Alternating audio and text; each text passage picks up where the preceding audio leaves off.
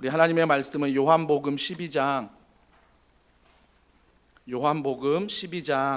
1절부터 8절 말씀을 한 절씩 교독하겠습니다. 요한복음 12장 1절부터 8절입니다. 제가 가진 성경 신약 166면에 나와 있습니다. 제가 먼저 1절 읽습니다. 6월절 엿새 전에 예수께서 베다니에 이르시니 이곳은 예수께서 죽은 자 가운데서 살리신 나사로가 있는 곳이라. 거기서 예수를 위하여 잔치할새 마르다는 일을 하고 나사로는 예수와 함께 앉은 자 중에 있더라. 마리아는 지극히 비싼 향유 곧 순전한 나드 한 근을 가져다가 예수의 발에 붓고 자기 머리털로 그의 발을 닦으니 향유 냄새가 집에 가득하더라. 제자 중 하나로서 예수를 잡아줄 가룟 유다가 말하되 이 향유를 어찌하여 300데나리온에 팔아 가난한 자들에게 주지 아니하였느냐 하니, 이렇게 말함은 가난한 자들을 생각함이 아니요 그는 도둑이라 돈괴를 맞고 거기 넣는 것을 훔쳐 가미러라. 예수께서 이르시되 그를 가만두어 나의 장래할 날을 위하여 그것을 간직하게 하라. 가난한 자들은 항상 너희와 함께 있거니와 나는 항상 있지 아니하리라 하시니라. 아멘. 나에게 예수님은 누구신가? 나에게 예수님은 누구신가? 라는 제목으로 하나님 말씀을 전하도록 하겠습니다. 지난주 말씀을 전한 다음에 한 주간 마음을 좀 졸이는 일들이 있었습니다. 그게 뭐냐면, 여러분 기억하실지 모르겠지만 지난주일 말씀을 제가 전할 때 자꾸 주일날 와서 예배드리는 게 벌받지 않기 위해서 예배드리는 분들은 한번 이번 주 결석해 봐라. 이제 이렇게 말한 다음에 마음이 얼마나 불편하든지요. 오시겠죠, 그죠? 다 오셨죠? 네, 다 오셨죠. 신앙생활하면서 논쟁한다는 것은 나쁜 것은 아닙니다. 이 논쟁은 나와 의견이 다르면 그 다른 의견을 가지고 말로 또 글로 함께 상대방을 존중하면서 논쟁하는 것입니다. 교회 안에서 논쟁이 있다는 것도 나쁜 게 아닙니다. 서로 의견이 다를 때 서로가 건설적인 방안으로, 서로가 믿음 안에서, 소망 안에서 서로를 존중하며 서로가 논쟁하는 것 얼마든지 건강한 소통의 방법이며 소통의 형식이라고 생각을 합니다. 오늘도 본문에 논쟁이 일어나는데 그 논쟁이 마리아와 예수님과 제자들의 논쟁이 오늘 본문에 나타나 있습니다. 오늘 본문 1절에 보니까 1절은 이렇게 시작합니다. 6월절 엿새 전에 라고 말합니다. 여러분 6월절이 어떤 날입니까? 6월절은 이스라엘 백성들이 출애굽한 날이에요. 노예로부터 해방되는 날이 6월절입니다. 그 6월절을 기념하기 위해서 많은 사람들이 모이기 엿새 전입니다. 엿새 전이에요. 그 엿새 전에 예수님이 어디를 가시냐면 베다니에 이르시니라고 말합니다. 그 베다니가 어디냐면 요한복음 11장 앞장에 보면 마르다와 마리아 자매의 오라버니 나사로가 있습니다. 근데 오라버니가 아픈 거예요. 아프니까 이 자매가 예수님 빨리 와서 우리 오라버니를 고쳐주세요 라고 부탁을 했는데 예수님이 생각보다 지체하고 오질 않으시는 거예요. 3일이 지났는데 예수님이 오지 않으니까 그 오라버니 나사로가 뭐예요? 죽었던 겁니다. 죽었던 거예요. 마르다 마리아가 굉장한 마음에 낙심이 생겼죠. 하지만 그 나사로 오라버니를 3일 뒤에 예수님이 오셔서 다시 살리셨던 그 사건이 요한복음 11장에 기록되어 있고, 오늘 요한복음 12장은 잠시 예수님이 그곳을 떠나 다시 나사로를 살리신 베다니로 왔다는 그 장소를 이야기하고 있습니다. 그러면서 2절에 보니까 거기서 예수를 위하여 잔치할새. 왜 잔치합니까? 오빠 살려줬잖아요. 너무나 고맙고 감사하니까 예수님이 다시 떠나 오실 때는 무언가 마르다 마리아가 음식을 잘 장만해서 잔치를 했다라는 것입니다. 아마 예수님뿐만 아니라 제자들도 초대하고 또 많은 이웃들도 초대해서 우리 오라버니가 살아남에 있어서 잔치를 벌였던 것입니다. 근데 잔치를 벌리는데 3절에 보니까 마리아가 갑자기 이런 행동을 합니다. 자, 3절 다 같이 한번 읽습니다. 시작. 마리아는 지극히 비싼 향유 곧 순전한 나드 한 근을 가져다가 예수의 발에 붓고 자기 머리털로 그를 닦으니 향유 냄새가 집에 가득하더라. 당황스러운 것입니다. 갑자기 잔치를 벌이고 있는데 그 잔치의 주인공인 마리아가 자기가 가장 소중히 여기는 향유 옥합, 그 향유를 가져다가 예수의 머리에 발에 붓는 것입니다. 물론 오늘은 머리에 부었다는 안 나오지만 동일한 이 본문이 마태복음에서는, 마가복음에서는 머리에 부었다라고 나오고 있습니다. 그래서 머리에 붓고 발에 부었어요. 자기의 소중한 걸 예수님께 부었다는 것입니다. 그리고 또 하나, 갑작스럽게 자기의 머리털로 예수님의 발을 닦는 것입니다. 그 당시 팔레스타인은 거의 사막이잖아요. 사막이다 보니까 손님이 오면 가장 먼저 발을 씻기는, 그 더러운 발을 씻기는 그런 문화가 있었습니다. 아마 그 문화적인 그 감사함으로 이 여인이 예수님의 발을, 자기의 머리털, 여성에게 그 당시의 머리털은 굉장히 소중했습니다. 자기의 머리털을 가지고 예수님의 발을 닦고 있다라는 것입니다. 닦고 있는데 여기서 논쟁이 시작됩니다. 그 논쟁은 바로 첫 번째 주인공인 가룟 유다입니다. 예수님의 제자 중 한 사람 가룟 유다가 먼저 논쟁을 시작하는데, 자 4절과 5절 다 같이 읽습니다. 시작. 제자 중 하나로서 예수를 잡아줄 가룟 유다가 말하되 이 향유를 어찌하여 300데나리온에 팔아 가난한 자들에게 주지 아니하였느냐. 첫 번째 논쟁이 뭐냐면, 이 마리아는 자기 오라버니 살려준 그 예수님 너무나 고마워서 자기가 가진 향유 옥합 귀한 걸 깨트려 머리에, 다리에 부을 뿐만 아니라 자기의 또 소중한 머리털을 가지고 예수님의 발을 닦이고 있습니다. 감사였습니다. 하지만 이 행동을 보고 첫 번째 가룟 유다가 이런 논쟁을 합니다. 비싼 향유를 왜 가난한 자들에게 주지 않고 왜 예수님께 붓느냐, 이 논쟁을 가룟 유다가 시작한 것입니다. 여러분, 가룟 유다가요, 그 비싼 향유라고 말할 때 5절에 보니까 이 향유를 어찌하여 300데나리온에 팔아 라고 말합니다. 여러분, 굉장히 똑똑한 사람입니다.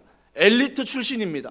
가룟 유다가 누구보다 그 향유를 보고, 그 당시 나드 한 근이라고 하는데, 나드 한 근은 오늘날로 말하면 한 340ml, 우리가 물병 하나 들고 다니는 그 정도 크기입니다. 그 정도 크기를 보자마자 저거는 300데나리온 되는 가격의 향유다 알고 있었어요.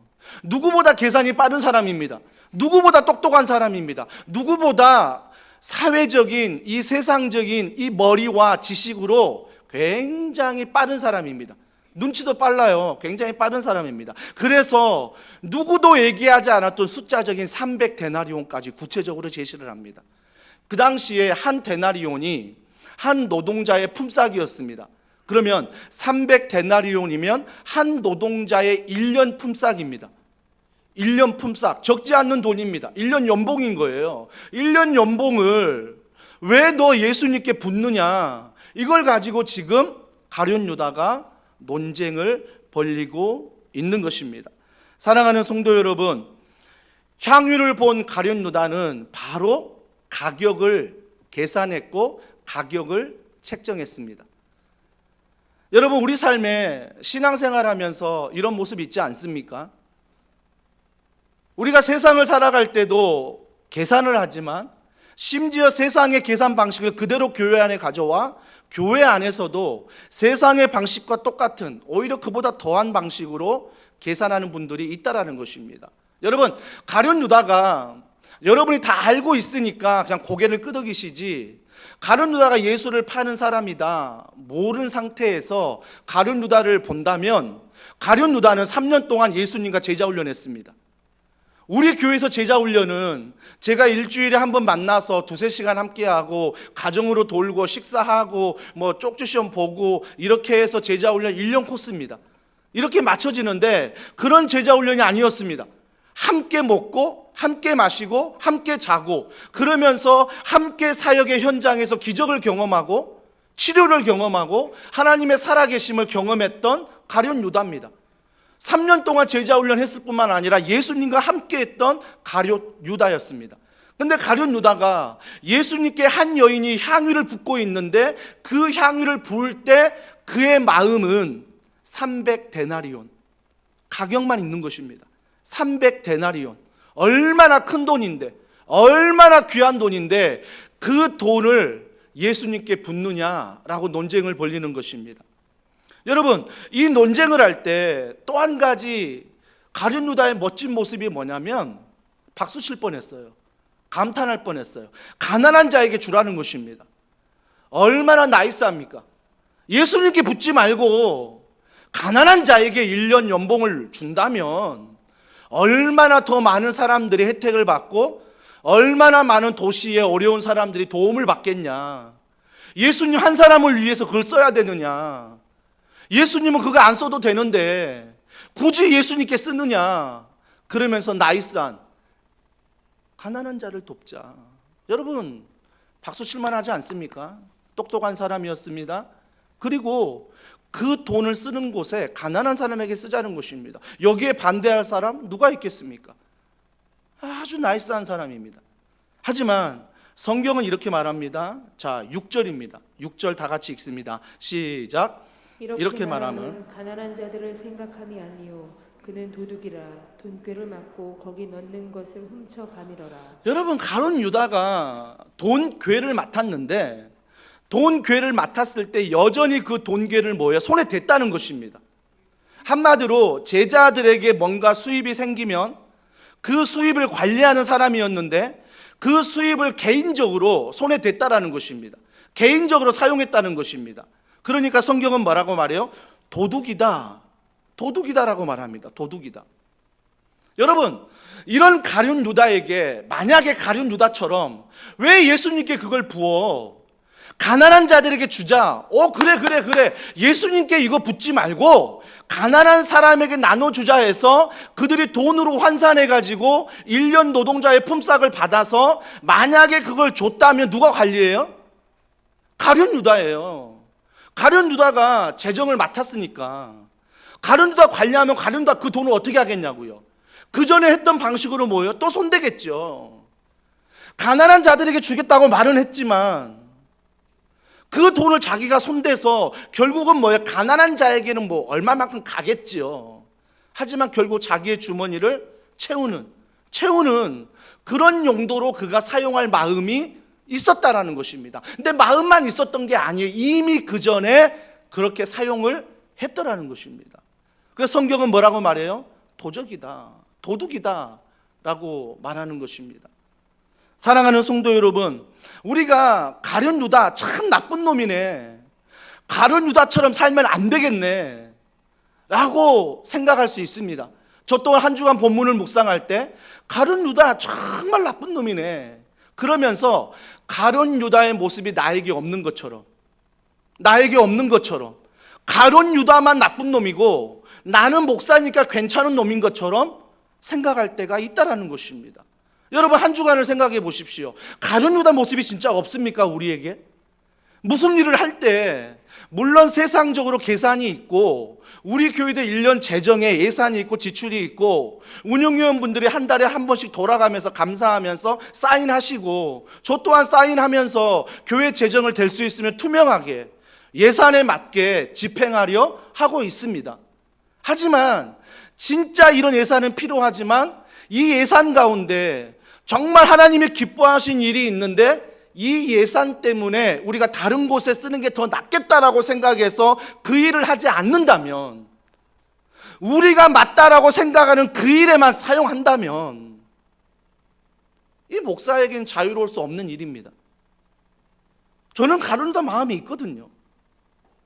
그냥 제가 챙기지는 않지만 그냥 눈에 보이는 교회에서 좋은 일 하는 곳에 더 사용하고 싶고, 그냥 예수님 때문에 이걸 더 많이 1년치 연봉을 예수님 때문에 드리고 이런 것보다는 오히려 폼나게 더 많은 곳에 흘려보내는, 그러니까 다락방에 이 도시 나눔, 이 사랑 나눔 한 달 동안 드린 헌금을 여러분 드릴 때 조심해야 되는 거예요. 하나님께 드린 건데 혹시나 한 달 동안 얼마가 모였지? 물론 살펴보고 계획을 하지만 그 목적을 잃어버리면 안 된다는 것입니다. 예수님의 사랑을. 추수감사주의를 맞아 그 사랑을 감사해서 우리가 그 사랑을 전하자는 거지, 얼마의 액수를 모아야 액수를 채워서 그 액수만큼 전해야 된다가 아니에요. 우리 다락방에서 얼마를 모았다? 우리 다락방에서 얼마를 했다? 이것들이 목적이 되면 안 된다고요. 근데 우리가 종종 신앙생활할 때 우리의 목적이 자꾸 계산이 된다고요. 물론 그런 계산을 통해서 잘 집행하는 건 맞습니다. 하지만 그런 계산이 하나님의 영광을 가로챈다면, 그 계산이 복음적인 교회의 영광을 가로챈다면 우리 또한, 나 또한 가룟 유다로부터 자유로울 수 없다라는 것입니다. 그럼 계산만 합니까? 얼마나 나이스한 목사가 되고 싶은지요. 그러니까 날마다 제가 싸우는 거예요. 뭐 다락방 헌금 드리고 이거 하면 정말 괜찮은 교회, 괜찮은 목사, 이 제안에, 여러분이 그렇게 생각 안 할지라도 저는 제안에 그런 싸움을 하는 거예요. 얼마나 교회가 이웃을 구제하고 도시를 섬기고 사랑하고 있느냐, 이런 마음들이 자꾸 불쑥불쑥 뭐예요? 내 안에 들어오는 거예요. 그러니까 나눔을 하는 현장에서 예수님의 사랑으로, 감사로 하나님의 영광만 드러나도록 흘려보낸 게 아니라, 흘려보낼 때 우리 교회가, 이 목사가 얼마나 나이스하고 얼마나 세상과 다른, 즉 한국교회가 지탄받는 그 교회와 우리 교회는 달라, 이걸 생색내고 싶은지요. 이걸 생색내고 싶은지요. 그러니까 한 주간 말씀을 묵상하면서 가룟유다를 볼 때 처음에는 이 죽일 놈 했지만 그 죽일 놈이 바로 뭐예요? 제 안에 있더라는 것입니다. 내 안에 있더라는 거예요, 그 죽일 놈이. 사랑하는 성도 여러분, 정말 이런 가룟유다가 3년 제자 훈련 받으면서 이런 고백 한번 해봤을까요? 예수님이 내 삶의 주인이십니다. 예수님이 내 삶의 왕이십니다. 예수님이 이 교회의 주인이십니다. 예수님이 우리 가정의 주인이십니다. 예수님이 우리 자녀의 주인이십니다. 예수님이 이 직장의 주인이십니다. 이런 고백 한 번도 해보지 않았을 거예요. 오히려 그럴 때마다 뭐 하고 있어요? 계산하고 있어요. 그럴 때마다 뭐 하고 있어요? 어떻게 하면 그 돈 내가 챙길까? 어떻게 하면 내가 나이스한 사람으로 보일까? 그런 생각뿐이지, 예수님을 따라다니면서도 이 예수님이 나의 주인이시다, 나의 왕이시다, 나의 기준이시다, 나의 전부다, 이런 생각 한 번도 가룟유다는 해보지 않았을 것입니다. 그래서 나중에 예수님을 팔아버리지 않습니까? 얼마 받아요? 은 30 받아요. 은 30. 은 30이 그 당시에 뭐예요? 이미 가룟유다는 계산했어요. 은 30이 뭐예요? 노예 한 사람의 가격이었습니다. 그러니까 예수님을 팔아버릴 때 한 노예 한 사람 팔아버린 거예요. 이미 가룟유다 그런 계산 속에서 다 계산하면서 다 행동하면서 팔았던 사람입니다.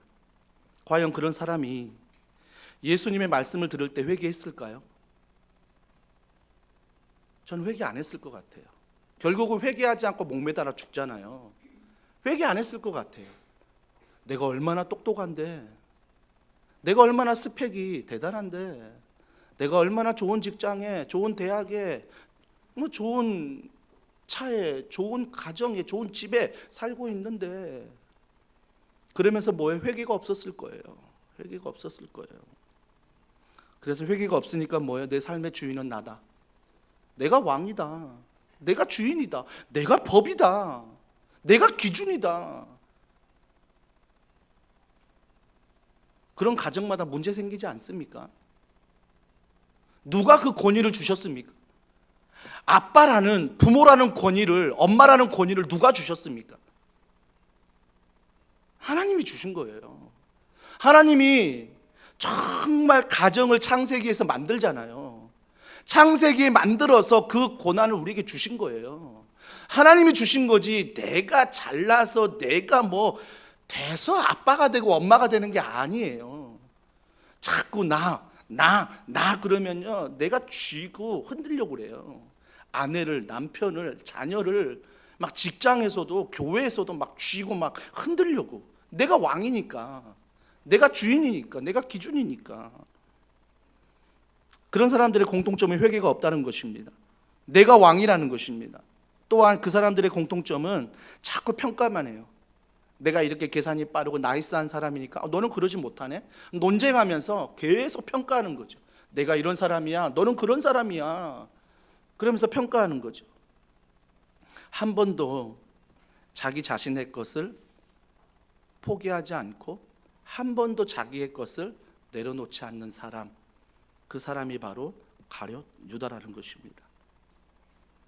그러면서 이 가룟 유다 이런 논쟁을 벌일 때 마태복음 26장 8절과 9절에 또 다른 논쟁이 시작됩니다. 자, 마태복음 26장 8절과 9절 같이 읽습니다. 시작.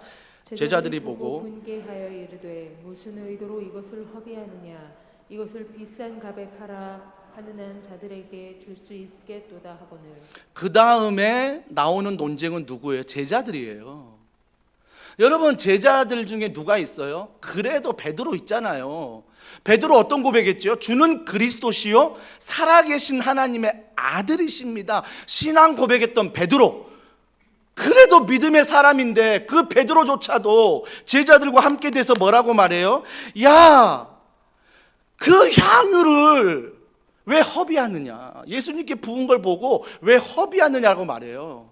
이 허비하느냐를 원어로 보면요, 왜 쓸데없는 곳에 쓰느냐, 이 말이에요. 그러니까 바꿔 말하면 제자들 뭐를 보는 거예요? 야, 그 향유를 왜 쓸데없는, 그 비싼 것을 쓸데없는 예수님께 붓느냐, 왜 허비하느냐, 이 이야기를 제자들이 하고 있다라는 것입니다. 여러분, 그들의 본심은 뭘까요? 제자들의 본심은 3년 동안 제자 훈련하고 예수님 따라다녔지만 그들의 본심은 뭐예요? 그 향유보다 예수님이 가치가 없는 거예요. 그러니까 허비한다고 말하죠. 그러니까 쓸데없는 행동이라고 하죠. 쓸데없는 행동이라고 말하는 것은 그만한 가치가 없으니까 쓸데없는 행동이라고 하잖아요. 세상 사람들이면 조금이라도 이해를 하겠어요. 조금이라도. 뭐하러 예배를 드리냐? 그냥 나가는 것보다 헌금까지 하냐? 야, 시간까지 드리냐? 뭐하러 너 그거 하냐, 주일날. 세상 사람들은 그렇게 말할 수 있다라고 봐요. 아직 예수님 모르니까.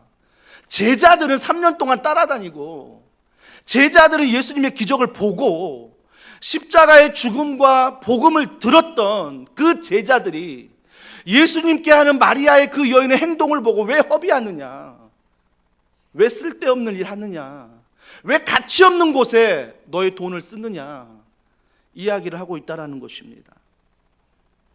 저는 이런 상상을 해봤습니다.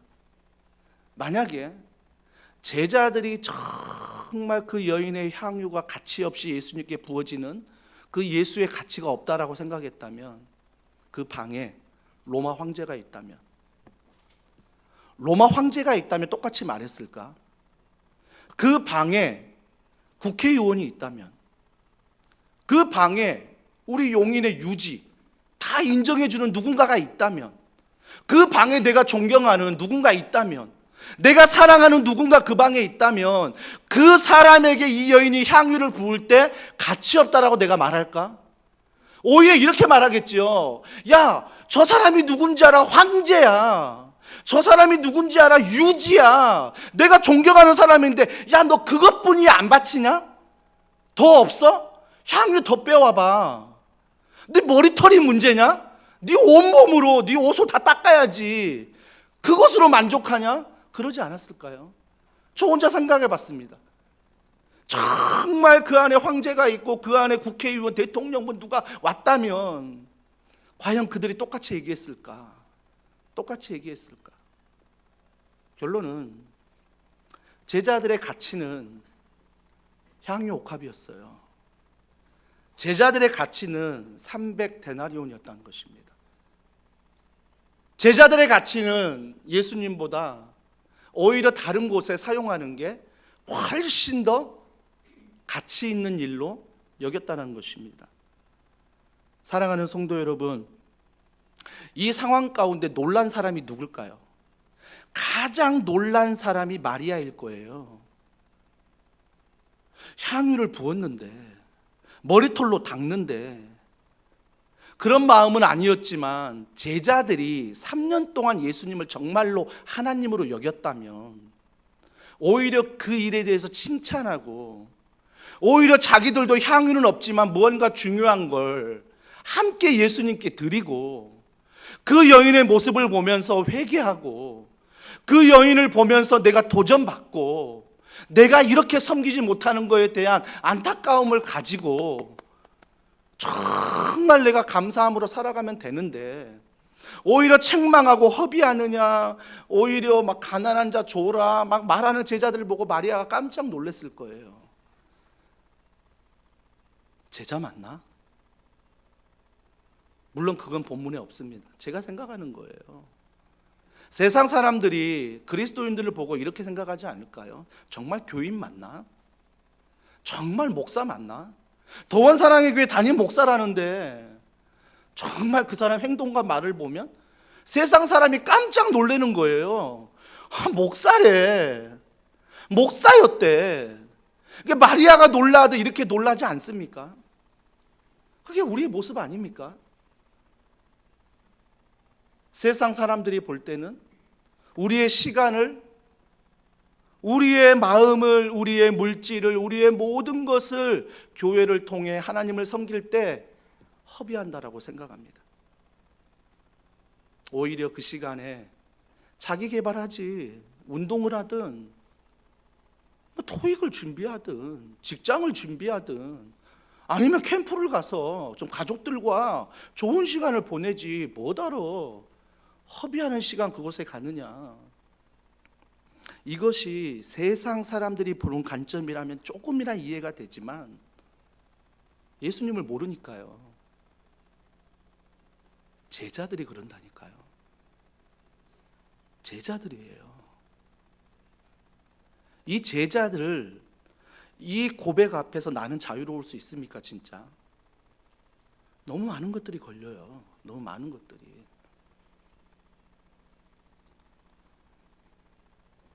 그러면 이 마리아가 어떻게 이런 행동을 할 수 있을까? 예수님한테. 제자들은 낭비라고 말하고 허비라고 말하고 가난한 자에게 주라고 말하는데 어떻게 이런 행동을 마리아가 할 수 있었을까? 마리아는요, 비싼 향유를 드리는 분이 누구인지 알았어요. 비싼 향유를 드리는데 그분이 누구인 줄 알았다고요. 여러분, 제가 서두에 말했듯이 요한복음 11장에 보면 앞장입니다. 오라버니가 죽게 된 거죠. 예수님이 지체하셨어요. 성경은 말합니다. 지체하셨어요. 지체했다는 것은 하나님의 생각이 있는 거예요. 하나님의 뜻이 있는 거예요. 근데 마르다 마리아는 왜 지체하느냐, 막 조급한 거죠. 다급한 거죠. 근데 예수님은 자기의 시간표대로 움직이시는 거죠. 지체해서 왔는데 뭐예요? 죽어버린 거예요, 오빠가. 그때 예수님이 살리잖아요. 예수님이 살렸을 때 많은 사람들이 누구를 주목했냐면 나사로가 살았대. 나사로가 살았대. 누가 살렸대? 저 사람이 예수가 살렸대. 그러니까 온전히 나사로가 사는 거에만 집중하고 예수가 살렸다, 거기에만 집중하는 거죠. 그런데 마리아는 달랐어요. 마리아는 정말 뒤에 문맥 앞뒤 보면요, 마리아는 그때 뭘 깨달았냐면 이분이 하나님이시구나. 이분이 하나님이시구나 깨달은 거예요. 깨달은 거예요. 그래서 예수님이 다시 올 때 잔치를 준비한 거예요. 예수님이 다시 올 때, 그때 고칠 때는 잔치도 안 했잖아요. 그냥 너무 감사했지만 오빠 살았어, 오빠한테만 집중한 거예요. 근데 시간이 가면서 정말 이 여인 마리아가 알았던 거죠. 예수님이 하나님이시구나. 그 잔치를 준비하고, 잔치를 준비한 그 자리에서 자기의 가장 소중한 것, 향유 옥합을 드리고 자기의 가장 소중한 머리털을 들여서 그분 앞에 드리는 것입니다. 예수님이 하나님이신 걸 마리아는 알아버린 거예요. 알아버린 거예요. 어느 신학자는 이 마리아의 행동을 보고 이렇게 해석합니다. 마리아의 신앙 고백이다. 그것이 바로 마리아의 신앙 고백이다. 여러분, 신앙 고백이 가장 많이 이루어질 때가 신앙생활하면서 언제지요? 예배 때 아닙니까? 예배 때 가장 많은 신앙 고백이 찬양할 때, 기도할 때, 헌금 드릴 때, 우리가 말씀을 들을 때 나의 신앙 고백이 가장 많이 되어지는 게 예배 때입니다. 그러면 이 신학자의 말은 뭐예요? 마리아가 예배를 드렸다는 것입니다. 신앙 고백은 예배니까 예배를 드렸다는 것입니다. 그러면 예배적인 원어를 보자고요. 헬라어에 보면 예배는 뭐예요? 무릎을 꿇다, 절하다, 이런 뜻이 있습니다. 원어에. 예배가 무릎을 꿇는 거예요. 예배가 엎드리는 거예요. 여러분, 오늘 이 자리에 나왔지만 얼마나 많은 근심과 염려와 두려움과 아픔과 슬픔을 가지고 나왔습니까? 지금도 예배는 드리지만 해결되지 않는 문제들이 너무나 많은 거예요. 그래도 내가 예배를 드린다는 건 뭐예요? 그 문제를 가지고 내가 하나님 앞에 엎드린다는 거예요. 그 문제를 가지고 하나님 앞에 절한다는 거예요. 그래서 이 문제가 여전히 나에게 있지만 하나님, 제가 당신을 예배합니다는 그 문제가 사라지는 게 아니라, 그 문제가 해결되는 게 아니라, 그 문제를 여전히 내가 갖고 있지만 그 문제를 가지고 예배를 드린다는 것은 엎드리는 거예요. 이 문제가, 이 해결이 나에게 있는 게 아니라 당신께 있음을 믿는 거예요. 이게 예배라고요. 이게 예배. 그러니까 그 여인이 예수님을 하나님으로 알아버린 다음에 그들이 구약 때부터 메시아를 기다렸잖아요. 메시아를 기다리고 기다렸잖아요. 그러니까 이분이 메시아구나, 구약부터 기다렸던 메시아가 이분이 맞구나 라고 생각하니까 엎드려 버린 거예요. 절해 버리는 거예요. 예배를 드리는데, 신앙 고백하는데 자기의 향유옥합 가치로 따질 수 없는 거예요. 물론 큰 돈이에요. 물론 자기의 소중한 거예요. 하지만 그보다 예수님이신 그 하나님, 그분의 가치가 큰 거예요. 그분의 가치가 크니 그 가치 쏟아붓는 거예요. 쏟아붓는 거. 사랑하는 성도 여러분, 이런 신앙 고백, 이게 바로 예배라는 것입니다. 그래서 이 찬양 있지 않습니까? 내게 있는 향유옥합 주께 가져와 그 발 위에 입 맞추고 깨트립니다. 나를 위해 험한 산길 오르신 그 발, 걸음마다 크신 사랑 새겨 놓았네. 2절에 보니까 나를 위해 십자가에 달리신 그 발, 흘린 피로 나의 죄를 대속하셨네. 3절에 보니까 주님 다시 이 땅 위에 임하실 그때 주의 크신 사랑으로 날 받아주소서. 그 여인이 깨트린 이유가 뭐냐고요? 그 여인이 자기의 소중한 머리털로 예수의 발을 닦는 이유가 뭐냐고요? 그분이 십자가를 통해 나를 구원하신 그분이 하나님이시구나, 그 사실을 알자 자기의 소중한 걸 깨트려서 하나님 앞에 드린다라는 것입니다. 그것이 바로 예배이고, 그것이 바로 찬양이고, 그것이 바로 섬김이라는 것입니다. 당신이 나의 주님이십니다. 당신이 나의 주인이십니다. 3년 동안 제자 올렸던 제자들이 한 번도 고백하지 못했다. 물론 고백은 했죠. 주는 그리스도 살아계신 하나님의 아들이십니다. 고백은 했지만 그렇게 살지 못했던, 그렇게 행동하지 못했던 제자들인데 마리아는 그 고백 위에 그 행동을 하더라는 것입니다. 제가 교회를 개척하고 주구장창 외치는 것은 복음으로 살아가자. 정말 마리아가 대단한 거 아니에요? 마리아가 대단하니 오늘부터 기도한다. 주여 마리아처럼 그런 믿음을 주시옵소서. 내가 향유옥합 깨트립니다. 내가 머리털로 닦습니다. 마리아처럼 하게 하여, 이 기도 드리라는 게 아니에요. 마리아가 예수를 하나님으로 여겼다면, 그 예수가 말씀이라면, 66권의 말씀이 정말 하나님이요 예수 그리스도 믿는다면 이 말씀을 믿게 하여 주시옵소서, 이거지요. 그러면서 하나님을 바라보고 하나님 말씀인 걸 따라가고 그렇게 살아가야지. 마리아를 본받게 하여 주시옵소서, 그건 또 율법으로 가는 거예요. 복음이 아니라고요. 결국은 여러분 오늘 설교의 끝이 뭐예요? 마리아 닮자, 이겁니까? 결론이? 마리아 닮아서 내 소중한 거 내놓으래, 내 머리털 소중한 거 닦으래. 그럼 내 소중한 거 뭐지? 이거 들키면 안 되는데? 여기서 뜨끔하고 이거 받으려고 예배 드리는 겁니까? 아니죠. 정말 마리아를 통해서 오늘 주신 본문의 말씀, 내게도 가룟 유다 제자들의 모습이 있구나. 마리아처럼 뜨거워야 되는데 내가 제자들처럼 차가워져 있구나. 그래서 계시록 3장에 보면 뭐예요? 차지도 말고 덥지도 않는 이 미지근한 사람들아, 정신 차려라. 미지근한 사람아, 정신 차려라. 여러분, 한국교회 성도를 보면요, 마리아 스타일과 제자 스타일이 있습니다. 제자 싫어하지만요, 그렇게 싫어하지만 제자처럼 신앙생활하는 분들이 있다고요. 마리아가 제자들이 있는데 우리는 어디에 있냐면 자주 많은 사람들이 왔다 갔다 합니다. 어떨 때는 마리아, 어떨 때는 제자들. 그러니까 뭐예요? 뜨겁다가 차다가 이게 뭐해져 버려요? 미지근해지는 거예요. 그러니까 신앙생활이 뭐예요? 항상 미지근한 거예요. 뜨겁지 않고 차지도 않고 미지근한 그 상태에서 신앙생활을 하는 게 익숙해져 버린 거예요. 아, 그럴 수 있지. 이 상황이라면 예수님도 그럴 거야. 이 상황에 예수님 이해하겠지. 그러니까 우리 신앙이 뭐예요? 점점 이 회색지대, 희석돼 가지고 미지근해져 버려요. 미지근해져 버려요. 사랑하는 성도 여러분, 저는 마리아처럼 여러분의 신앙이 뜨겁길 원합니다. 그 뜨거워지는 게 뭔가를 들여서가 아니라 하나님의 말씀이 이 하나님이시다. 이 말씀을 내가 믿을 때, 이 말씀대로 내가 힘을 얻고 이 말씀의 기준을 가지고 살아갈 때 내 삶에 내가 주인이 아니라 말씀이 주인임을 선포하는 거죠. 거기서 오는 뜨거움이에요. 거기서 오는 열정이고요. 거기서 오는 하나님 앞에 헌신입니다. 그래서 제가 여러분 이 추수감사주의를 맞이하면서 정말 감사해야 될 것은, 저는 여기에 앉아있는 성도들 한 사람 한 사람이 너무 감사한 거예요. 2015년 교회를 개척할 때 정말 상가 2층의 그 교회에 성도들도 얼마 없었지만 정말 그런 허름한 건물 안에서 성도들이 오는 걸 보면서, 야, 얼마나 좋은 교회들이 많은데, 얼마나 좋은 건물이 많고 얼마나 좋은 목사님이 많고 얼마나 많은 교회가 있는데, 그럼에도 불구하고 더운 사랑에 보내주신 하나님께 감사하지만 거기에 순종해서 오신 성도들 너무 한 사람 한 사람이 고마운 거예요.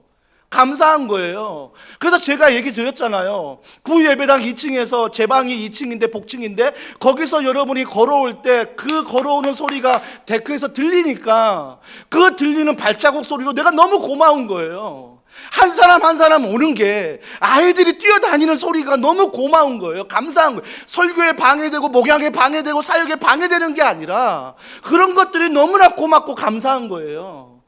지금도 마찬가지입니다. 코로나 기간에 다 힘들지 않습니까? 다 어렵지 않습니까? 괜찮은 사람이 어디 있겠습니까?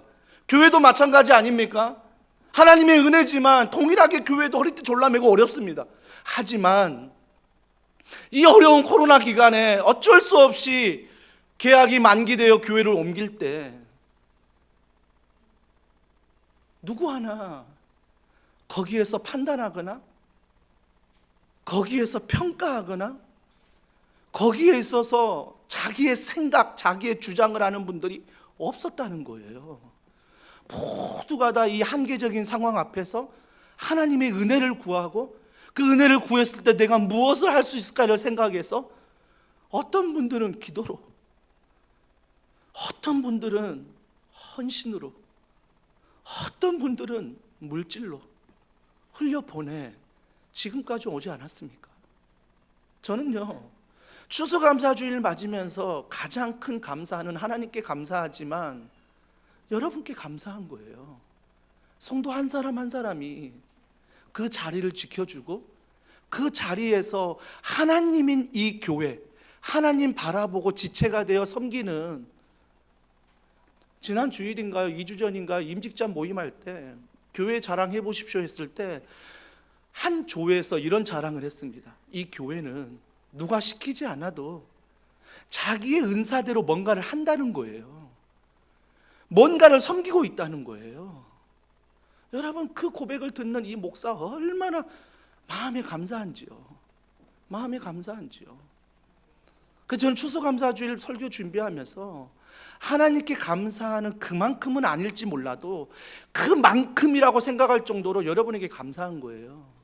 하지만 만약에 제가 이런 이유 때문에 여러분께 감사하다는 걸 끝나버리면요, 여러분을 판단하고 여러분은 저를 판단할 거예요.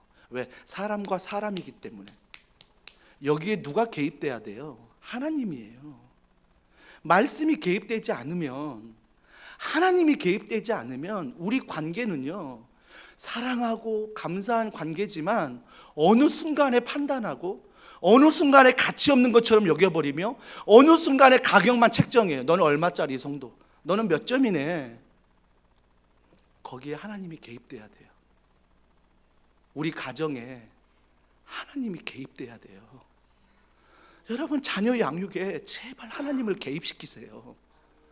여러분 직장 어렵잖아요. 제발 하나님 개입시키세요. 여러분 부서 사역하면서 진짜 힘들면 어려우면 하나님 좀 개입시키세요. 하나님을 개입시키셔서 성령이여 날 좀 도와달라고, 성령이여 말씀 안에 믿음을 달라고, 성령이여 은혜 베풀어 달라고 모든 순간순간마다 하나님을 개입시키는 거죠. 하나님을 개입시키는 거죠. 말씀을 덮어놓고 믿는 게 아니라 펼쳐서 그 말씀을 읽으면서 그 말씀대로 헌신하는 거죠. 말씀대로 기도하는 거죠. 말씀대로 다락방에 가고 말씀대로 내가 어느 부서든 섬기고 말씀이 좀 개입이 되어서 우리가 살아가야 되는 거죠. 말씀이 개입돼서 살아가는 성도 여러분, 이게 진정한 감사예요. 그게 진정한 예수의 가치라고. 예수의 가치. 나는 과연 제자들처럼 예수님의 가치를 가지고 있진 않는지, 나는 마리아처럼 예수님의 가치를 가지고 있다면 감사해야 돼요. 왜? 내가 뛰어나서가 아니라 하나님이 지금도 내 삶에 개입하고 있으니까 그게 감사한 거예요. 여러분 주보 3면에 이 감사의 간증을 보십시오. 다 읽지 못하지만 올해 가장 기억에 남는 감사가 뭡니까 했을 때 이렇게 답했습니다. 예전에는 나에게 감사한 일들이 생겼을 때 감사했는데 올해는 나에게 평범한 일상을 주신 것이 제일 감사하다는 것입니다. 뭔가 하나님이 나에게 감사한 일을 줘야 감사했는데 이제는 하루하루 살아가는 게, 그분 의지하고 그분 안에 살아가는 게 그게 감사라는 거죠. 일상생활이 감사라는 거예요. 어떨 때는 불평, 불만이 가득했는데 감사한 것들을 찾아보면 상황은 변하지 않지만 하나님께 감사할 수 있다는 거죠. 마지막 네 번째 대답을 보면요, 저는 분주한 저의 삶 속에서 제가 맡은 사역들을 그만두고 싶었던 적이 있습니다. 우리들 아닙니까? 찬양대 12월 되면, 그죠? 어떻게 하면 부장님께, 어떻게 하면 교역자께 얘기해서 좀 빠지지? 봐요, 대답, 그죠? 마스크 써서 다행이지. 우리 그런 마음 갖지 않습니까? 어떻게 12월 되면 내가 이 사역에 대해서 말하고 핑계대고 어떻게 해서 좀 빠지지? 어떻게 하면 좀 편하지? 그런 마음 우리에게도 있지 않습니까? 저에게도 있는데요, 뭐. 다 있습니다. 다 있습니다.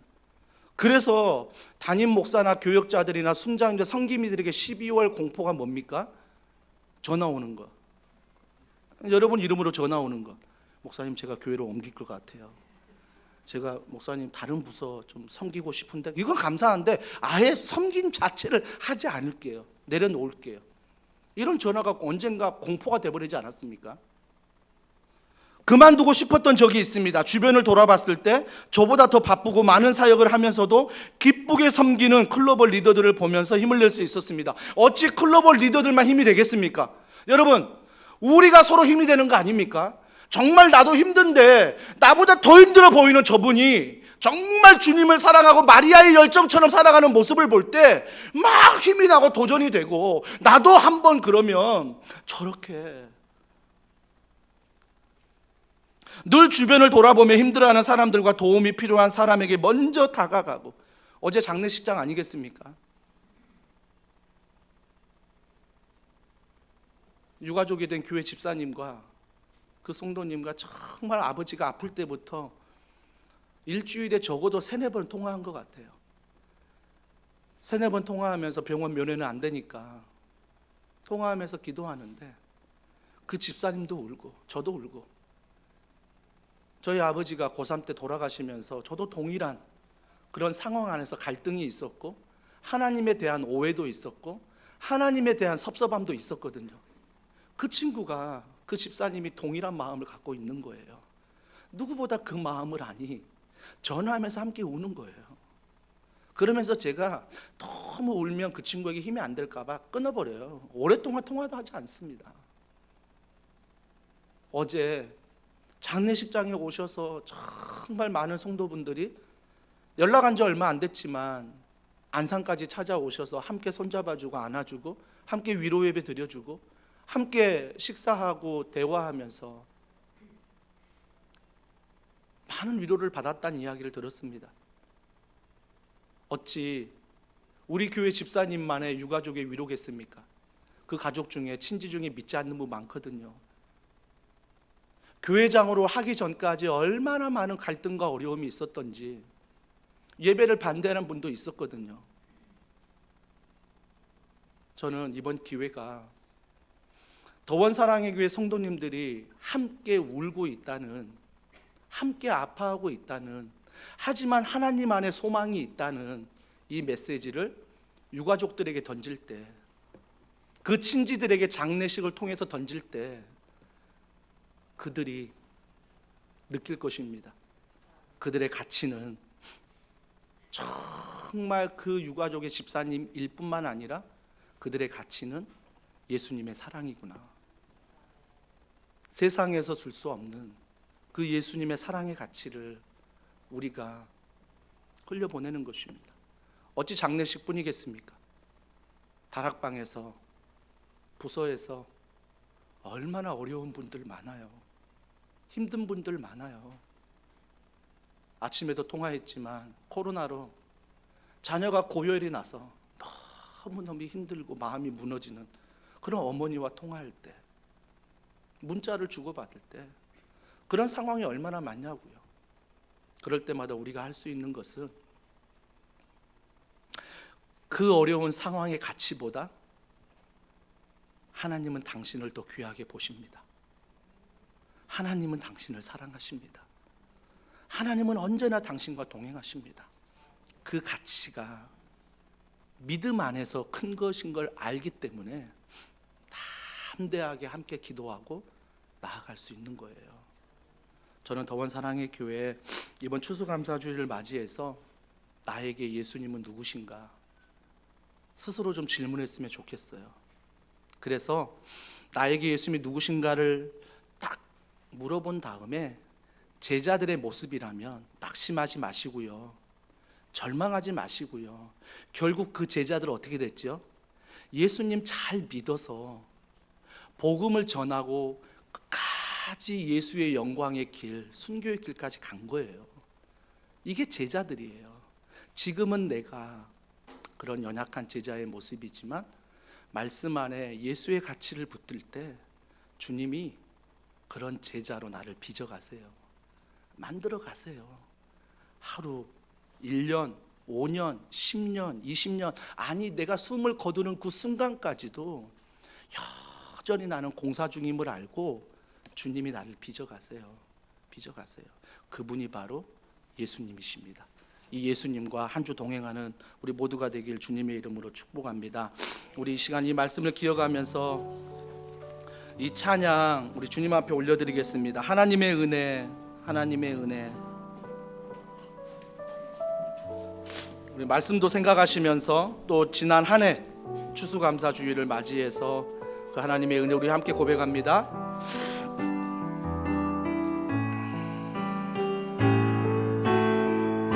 나를 지으신 이가, 나를 지으신 이가 하나님,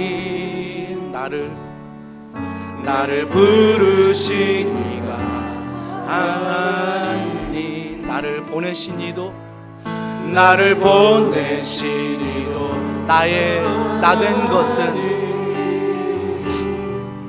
나의 나 된 것은 나 하나님 은혜, 나의 달려갈 길 다 가도록 나의 마지막 호흡, 나의 마지막 호흡 다하도 나로 그 십자가 품게 하시니, 나로 그 십자가 품게 하시니, 나의 나 된 것은 나 하나님 은혜, 한량없는 은혜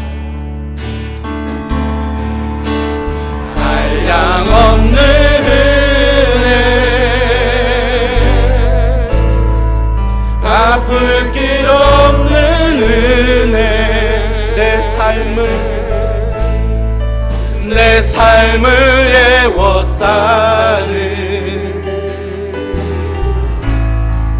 하나님의 은혜. 나 주저함없이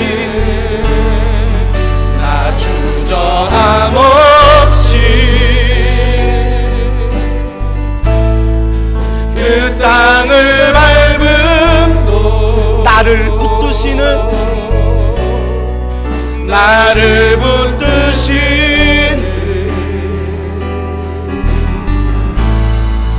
하나 내가 믿고 또 의지함은